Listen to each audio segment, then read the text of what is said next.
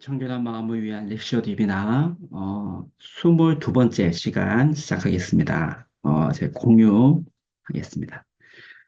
저희가 이제 그 렉시오 디비나가 어디서부터 시작이 되었고, 또 렉시오 디비나가 또 어떻게 그 성경에서 시작이 되었는지, 또 그럼 렉시오 디비나 의미와 또 용어와 또 성경에서 출발했다라는 것을 우리가 지난 시간까지 쭉 살펴보았고요. 그럼 이 렉시오 디비나라고 하는 이 책을 읽는 이 방법이 교회 안에서만 있었는지 아니면 기독교 교회 역사에서만 있었던 건지 아니면 이러한 독서의 방법이 렉시오 디비나가 세계적으로 어, 기독교 문화 밖에서는 어떻게 성경을 이게 책들을 읽었는지 그걸 한번 살펴보려고 합니다. 그래서 이제 타이틀이 제목이 시대와 함께 발전되어 온 렉시오 디비나입니다.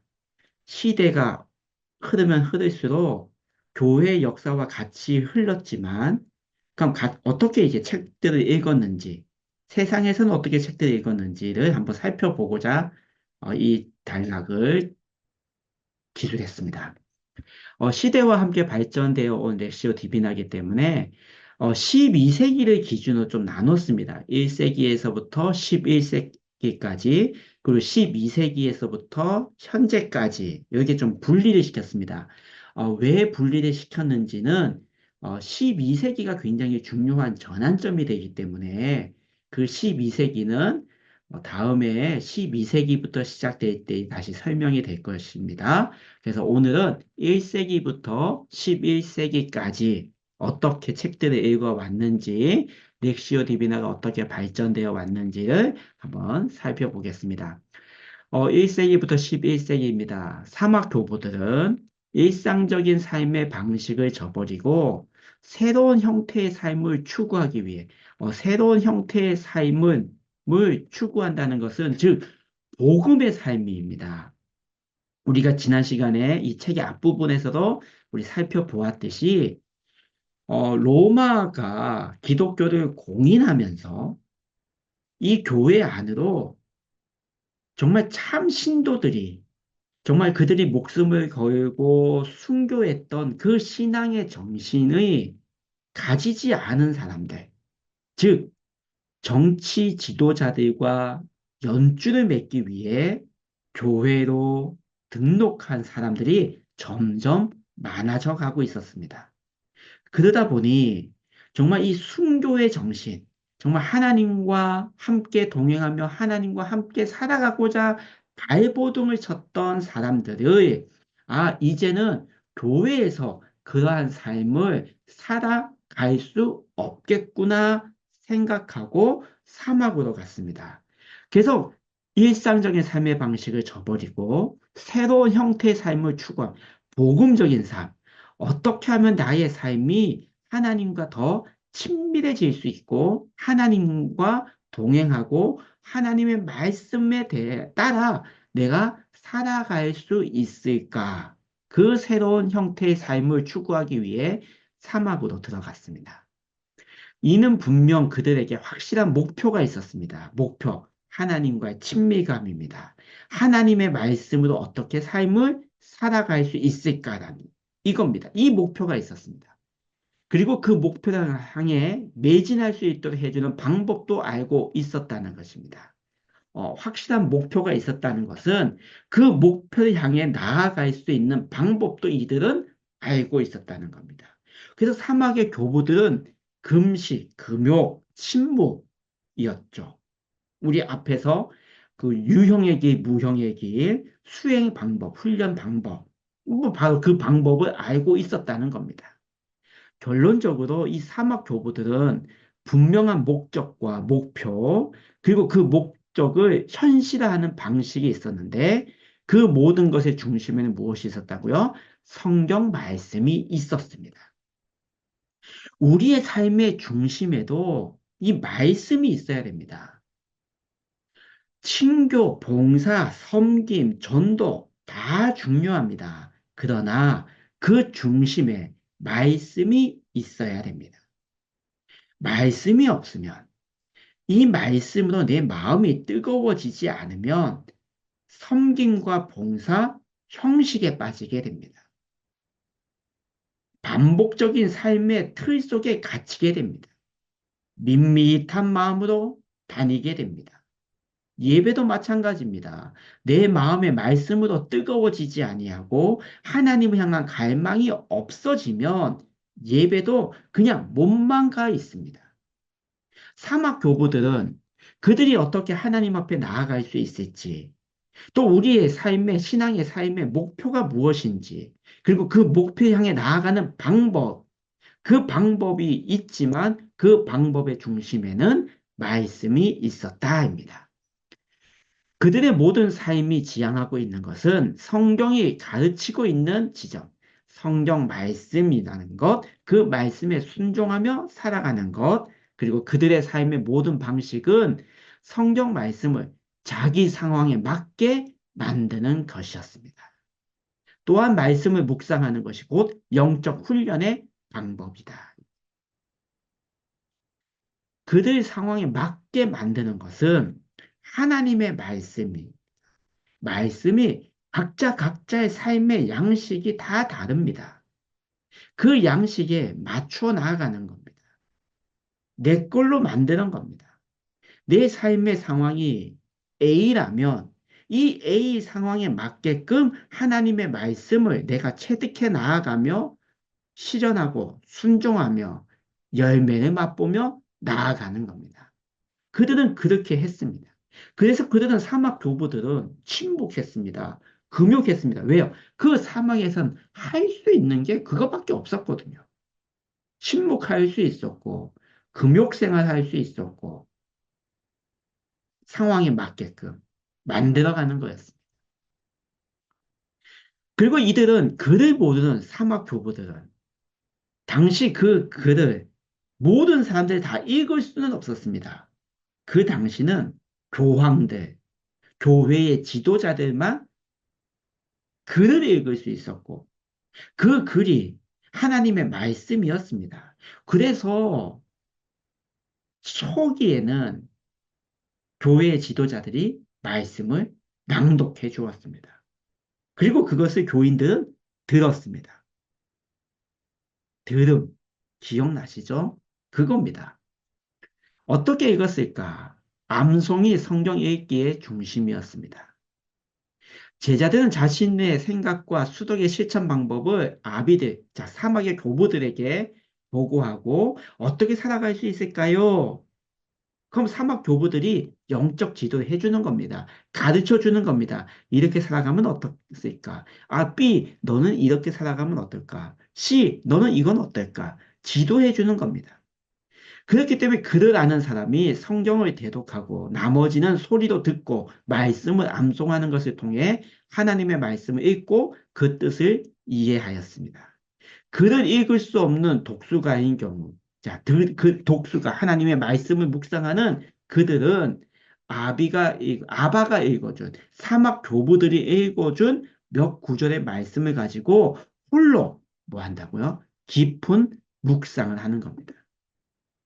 아, 이러한 상황에서 난 어떻게 살아가겠습니까? 라고 물어보면 사막의 교부들은 말씀을 읽어줍니다. 마음이 청결한 자는 복이 있나니 그들이 하나님의 볼 것이야. 이거 한번 너도 살아가 봐. 아, 예, 알겠습니다.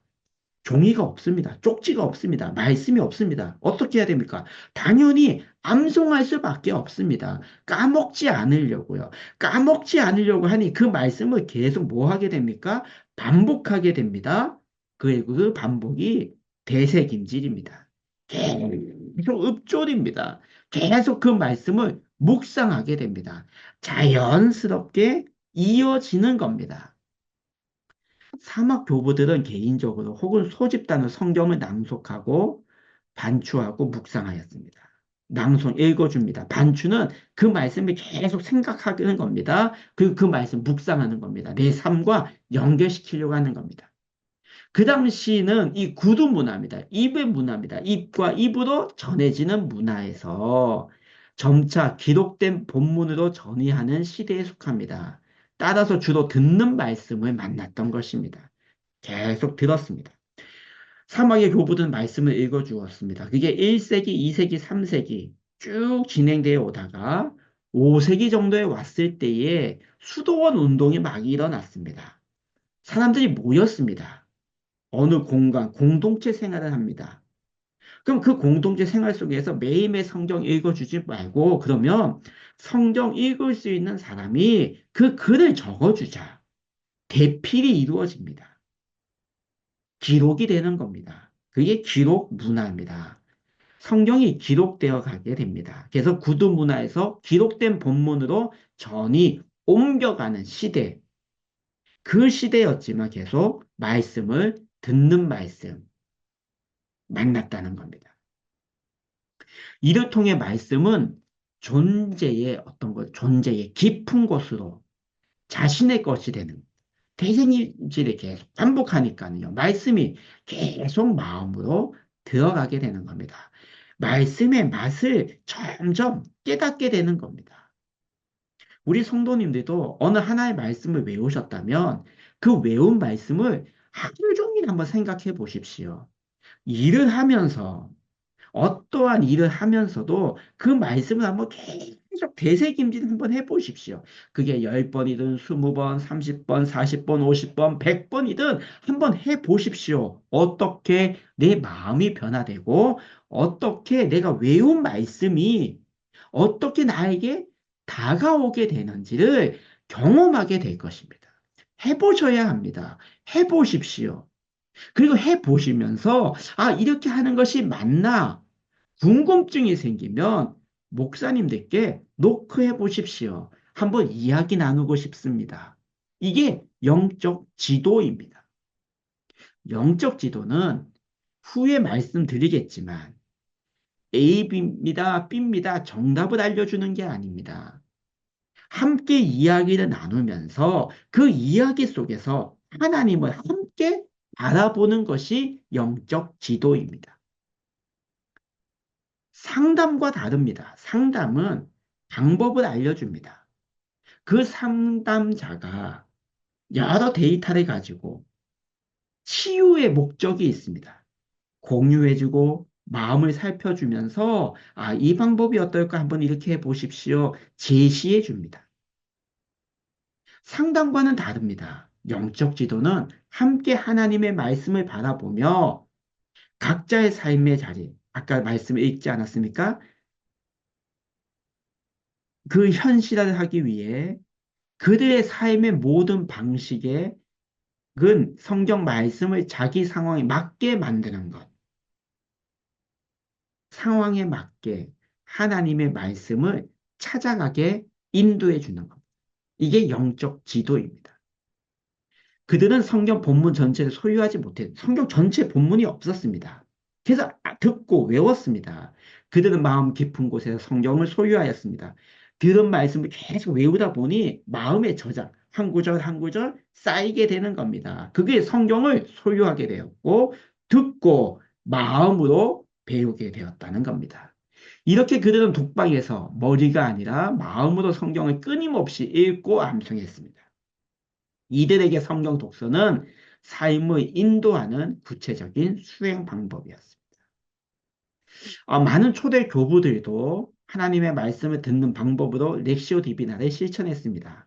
그 대표적인 인물이 알렉산드리아 학파 오리게네스요.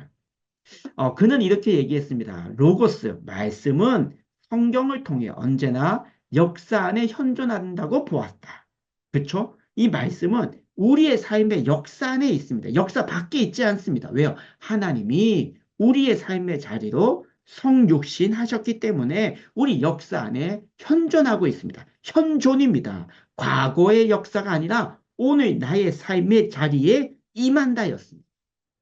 믿음 생활이란 곧 성경을 읽고 이해하고 맛들이는 과정. 특히 그는 성서, 독서의 수행을 설명할 때 자기 마음을 돌린다. 주의를 집중한다라는 뜻을 내포하고 있는 프리세게인이란 동사를 사용했다.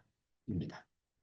오리게네스도 이 성경 읽기를 마음으로 읽어야 된다. 자기 마음을 돌린다라고 생각했습니다.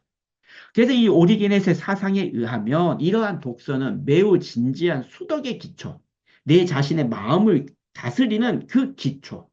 그는 모든 지식의 기초가 성경을 읽고 묵상하는 데 있었다. 성서에 대한 이해는 은총으로, 즉 은혜로, 성서를 깨닫는 건 은혜로 깨닫습니다. 내 지식으로 깨닫는 게 아닙니다. 하나님의 은혜로 깨닫게 되는 거고, 때로는 아주 갑자기 주어집니다. 갑자기 깨닫게 되는 거. 있지 않습니까? 우리 성도님들. 하나님의 말씀 묵상하다. 이 말씀, 이 깨달음 분명히 있습니다. 그러한 깨달음이 있다라는, 갑자기 주어진다. 그래서 이것을 벼랑간 깨달음이라고 표현합니다. 벼랑간에 깨달았다. 성서 읽기가 수독의 기초이듯이 또한 착하고 수독적인 생활 없이는 효과 있는 독서가 불가능하다. 즉, 말씀을 읽는 자는 그 말씀 읽는 것과 동일한 행함으로 살아간다는 겁니다. 생활이 바탕이 되어야 된다는 겁니다. 말씀을 읽으면 마음이 되돌려지고 수독 생활이 되고 하나님을 향한 갈망이 생기기 때문에 생활, 삶, 자체도 변화되어 가는 겁니다. 같이 가는 겁니다. 읽기와 행함이 같이 가는 겁니다. 순수하지 않는 마음에는 하나님께 대한 지식이 들어가지 않습니다. 말씀을 삐딱하게 보는 사람들은 들어가지 않습니다. 성서 독서에 관한 강조는 알렉산드리아 학파와 같이 동방교회에만 있었던 것이 아니라 서방교회에서도 성서 독서와 묵상 매우 중요한 위치에 있었습니다. 우리 동방교회와 서방교회 이해가 되시죠? 오리게네스. 이게 동방교회, 알렉산드리아 학파에서만 이 성서 독서가 중요한 것이 아니라 서방교회, 이탈리아, 로마를 중심으로 한 이 교회에서도 이 성서 독서를 굉장히 중요히 여겼구나입니다. 무더운 여름 날씨입니다. 오늘은 우리 97페이지까지 한번 살펴보았고요. 다음 시간에는 그럼 서방교회에서도 이 독서 어떻게 중요하게 여겼는지 다시 쭉 살펴보도록 하겠습니다. 또 이 귀한 시간 또 함께 읽어주시고 함께 나누게 해주심에 감사드립니다. 다음 시간에도 계속 진행되겠습니다. 오늘은 여기까지 하겠습니다. 함께 해주셔서 감사합니다. 감사합니다.